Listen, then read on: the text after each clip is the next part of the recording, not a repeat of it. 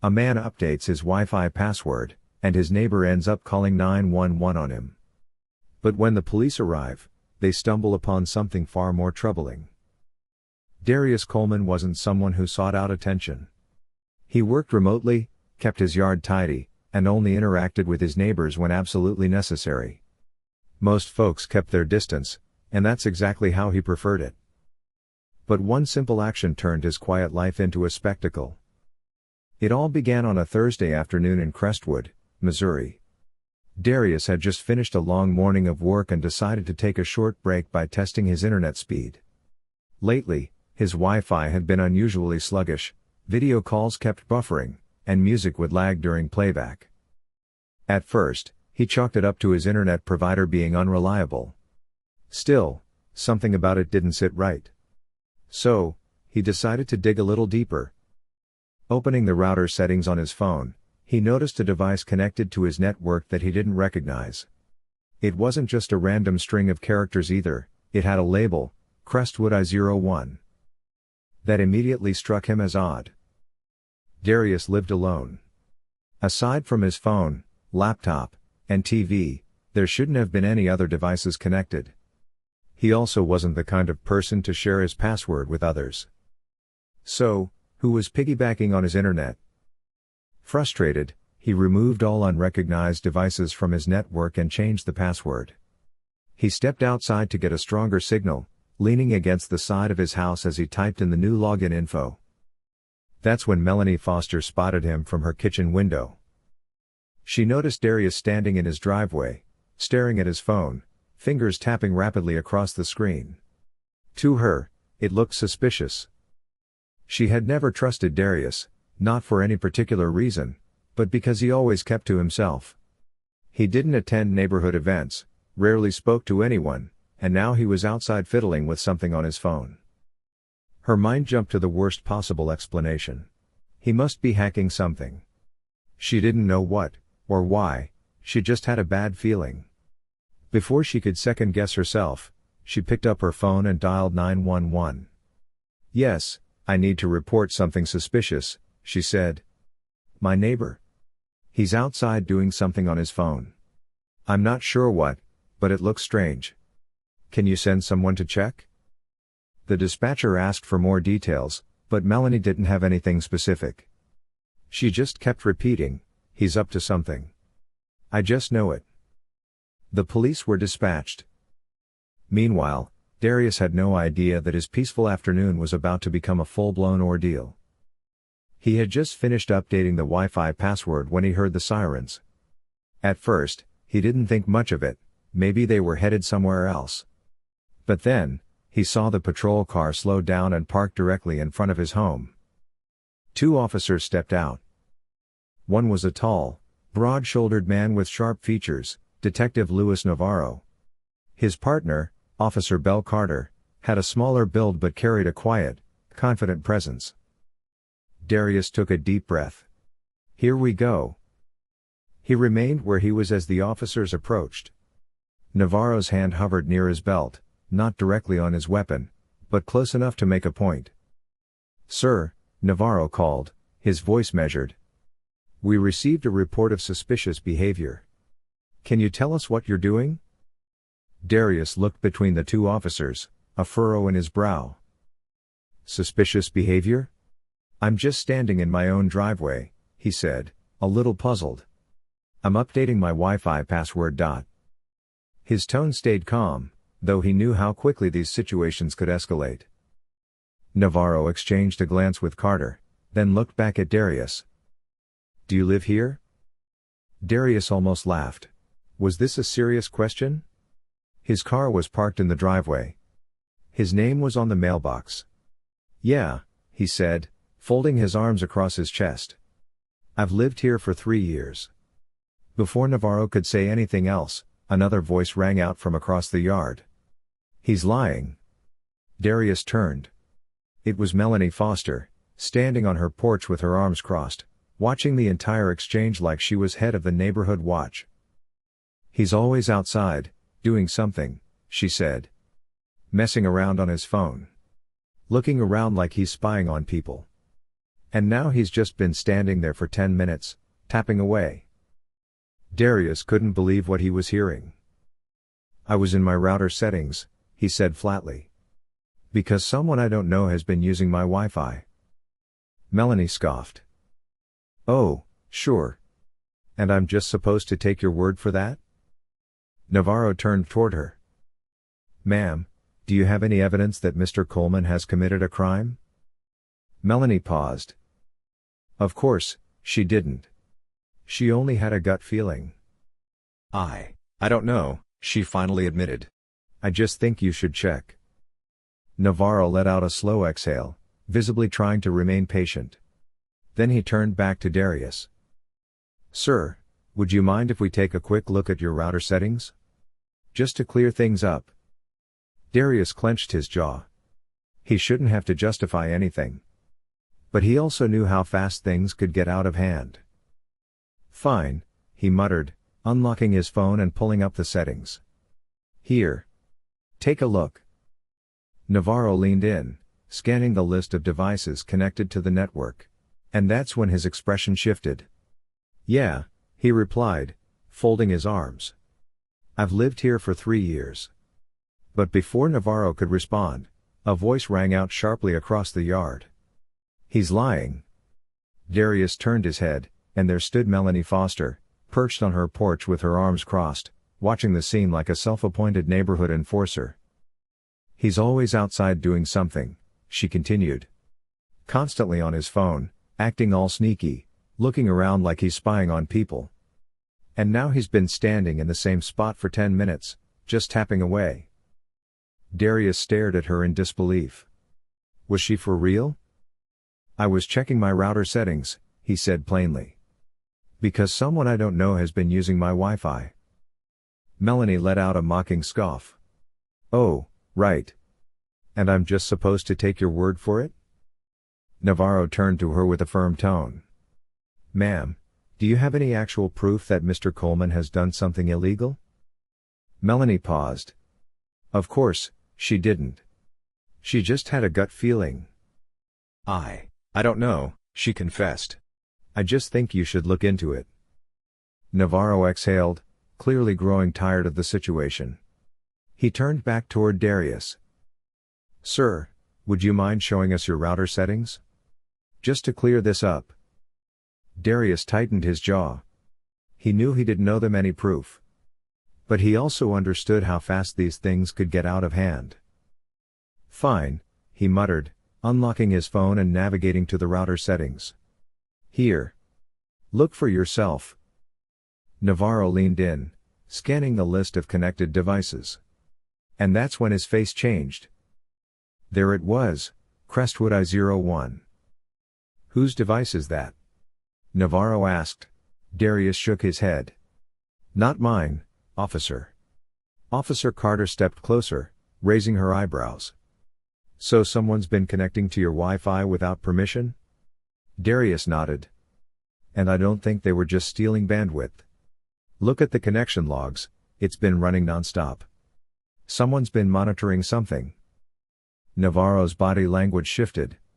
This wasn't just a neighborly misunderstanding anymore. Still standing on her porch, Melanie suddenly looked uneasy. Wait. What do you mean, monitoring? She asked.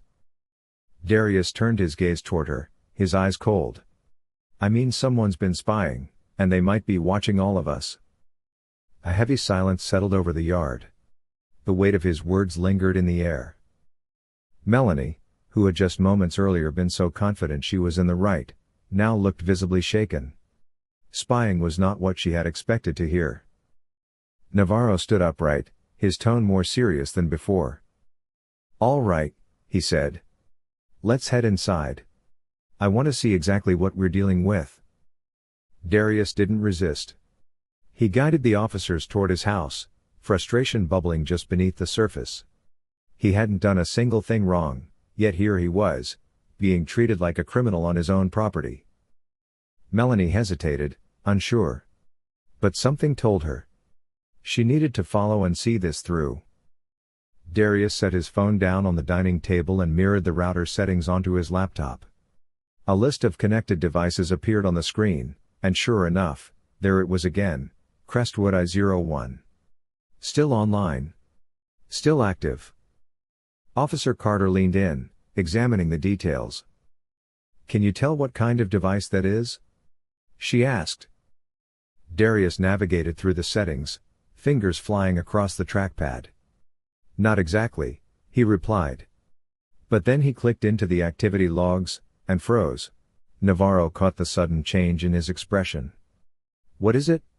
he asked. Darius's mouth went dry. "It's been accessing camera feeds." The room fell silent. Melanie blinked. I don't understand. What camera feeds?" Darius hovered his hand over the keyboard.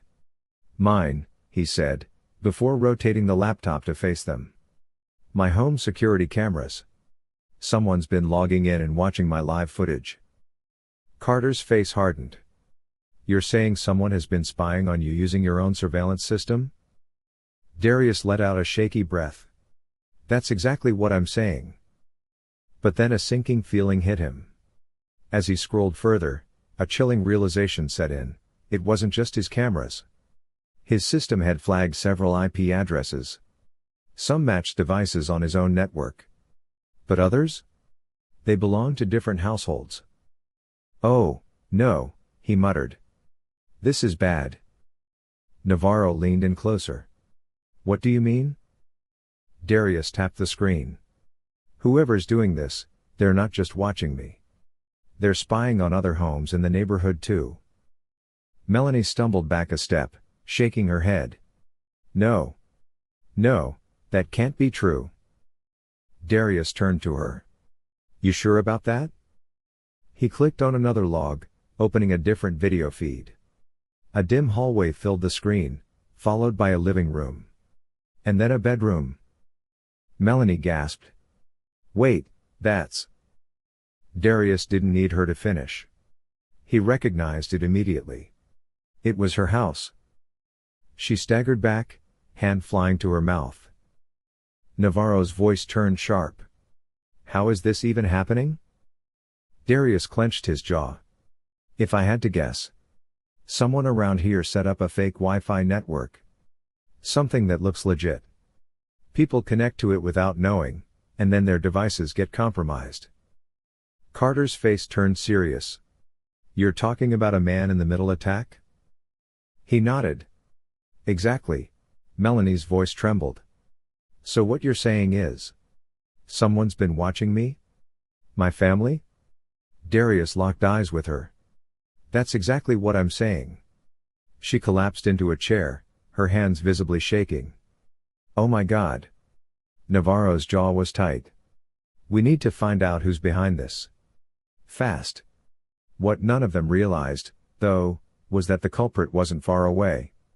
In fact, they were closer than anyone expected. Detective Navarro grabbed his radio without hesitation and called for cybercrime support. "This is way bigger than we thought," he said quietly to Carter. "If someone's operating a surveillance ring, they're not just breaching privacy, they're committing a serious felony." Carter nodded, her expression grave. "And if we don't shut it down now, who knows how far it's already gone?" Meanwhile, Darius remained at his laptop, digging deeper. He wasn't an expert hacker, but he knew enough about network logs to follow the data trail. He pulled up the IP addresses, and then stopped cold. "Wait. No way," he murmured. Navarro looked over. "What is it?" Darius turned the screen toward them. "This data, it's not being sent to some random server. It's being routed to an address. Right here in the neighborhood." "In the neighborhood?" Melanie's eyes went wide. "You're saying it's someone nearby?" Darius gave a slow nod. "It's coming from a house just a few doors down." Navarro's face tightened. "Can you figure out exactly which one?" Darius worked quickly, comparing timestamps of connections with signal strengths. It didn't take long. Within minutes, he had a confirmed location. His chest sank. He recognized the address instantly. And so did Melanie. "No," she whispered, shaking her head. That's. Darius didn't let her finish. His voice turned cold. That's Brandon's house. Brandon Foster. Melanie's own nephew. A 22-year-old college student who had moved in with her a few months earlier. He was quiet, always glued to his computer, rarely interacted with anyone. Now, everything was beginning to make an unsettling amount of sense. Melanie's complexion turned pale. No. That can't be. Brandon isn't, he wouldn't. Officer Carter stepped in. We need to speak with him. Now. Melanie froze. She didn't want to believe it, but something deep in her gut told her it was true. I'll take you to him, she said softly. Darius rose to his feet. I'm coming too. Navarro shot him a firm look. No. Stay here. Let us handle this. Darius clenched his jaw. He hated the idea of staying behind, especially after being the one to uncover everything. But he knew pushing back wouldn't help. Fine, he muttered. But you better get the truth out of him. That truth, though, it was worse than any of them expected. Melanie's hands trembled as she led Navarro and Carter down the block to her home. Each step grew heavier. Brandon, the boy she had taken in, supported through school, couldn't be behind this. Could he? And yet. A quiet voice inside her whispered, what if he is? She opened the front door and called into the house. Brandon? Can you come downstairs for a second? No response. Navarro exchanged a quick glance with Carter before stepping inside. We're heading up. Melanie didn't protest. She simply crossed her arms, trying to steady her breathing as she followed. They climbed the stairs, stopping at Brandon's bedroom door. It was closed. Not a sound came from within. Navarro knocked loudly. Brandon, this is the police. We need to speak with you. Still nothing. Then, the faint sound of a chair scraping. Footsteps. Carter's hand moved toward her holster, hovering just above her weapon. Open the door. Now. The doorknob slowly turned, and the door creaked open, revealing Brandon Foster. Brandon looked stunned, his eyes nervously darting between Navarro, Carter, and his aunt. His hands fidgeted by his sides. What's going on? He asked, his voice tight. Navarro studied him closely. We have reason to believe you've been accessing private security camera feeds in this neighborhood. Care to explain? Brandon's expression didn't change much, but his fingers curled slightly, as if grasping something invisible. That's insane, he scoffed. I have no idea what you're talking about. Carter wasn't convinced. Mind if we take a look at your laptop? His jaw stiffened. You don't have a warrant. Navarro stepped in closer. We can get one. But right now, we're giving you a chance to tell the truth before this escalates. A tense pause followed. Then Brandon sighed. Look, he raked a hand through his hair. I wasn't doing anything illegal, okay? Navarro cut him off. Then why is your IP address linked to a network breach affecting multiple households? Brandon froze. Melanie's voice cracked. Brandon. Please tell me you're not involved in this. His eyes flicked to hers. For the first time, the mask fell. I didn't mean for it to go this far, he said quietly. It started as a joke. I just wanted to see if I could get into someone's Wi-Fi. Just to mess around. Navarro's voice sharpened. So you're admitting you hacked into the network? Brandon hesitated. Then gave a slight nod. Melanie's breath caught. Brandon kept talking, his words rushing now. It was only supposed to be a prank, but then I found the security cameras. And I got curious.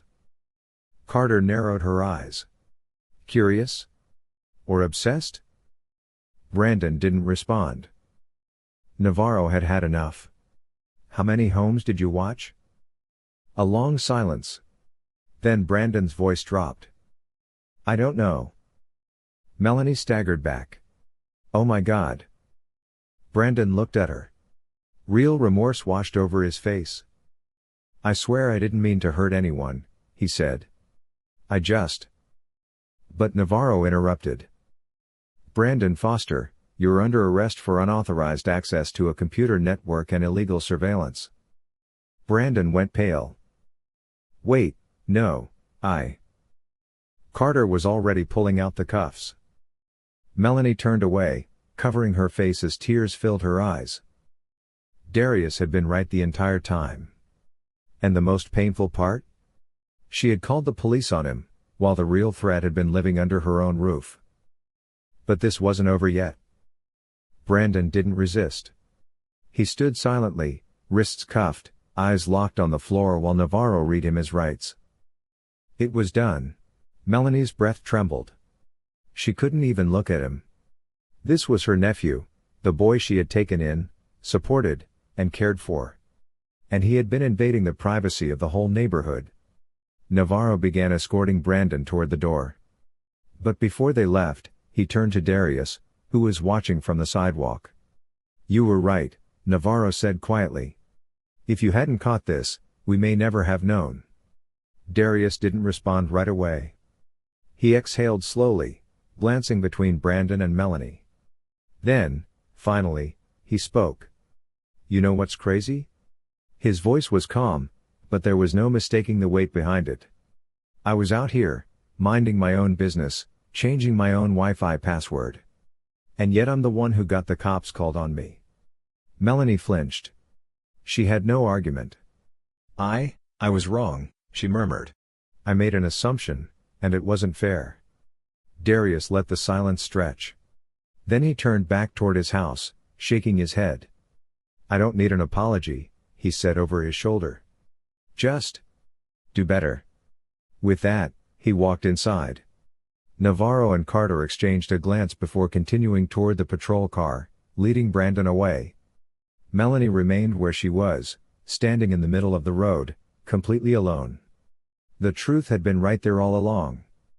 But she'd been too focused on the wrong person to see it. And that mistake? It would haunt her for a very, very long time. Assumptions carry consequences. Jumping to conclusions, especially when driven by fear or bias, can shatter the lives of innocent people, while the real danger goes unnoticed. Instead of rushing to judgment, take a step back. Observe. Listen. Because sometimes, the truth is not what you expect.